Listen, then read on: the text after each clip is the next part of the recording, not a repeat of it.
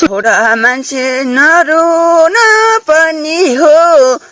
कुनै कुनामा बसेर जेलनेल सहेर कुनै भूमिगत बसेर केपी शर्मा ओलीज्यूहरूले बनाउनु भएको रहेछ यो परिवर्तनको लागि यो भूमिका उहाँको रहेछ भने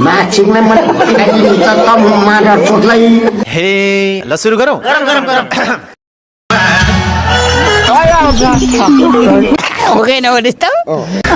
तेह्रथुमको कुनै गाउँबाट आएर सर्वोच्च निकायको नेपालको कार्यकारी प्रधानमन्त्री हुन सम्भव छ भने यसैमा चिन्ने यो खुब ठेनठेन गर्छ यसको पनि रेलीमा हामीले गिर्के दिन्छौँ।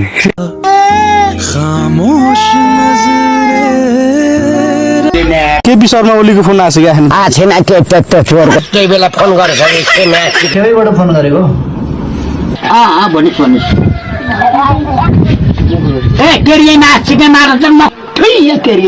म मिनबाट बुढा मगर हुँ के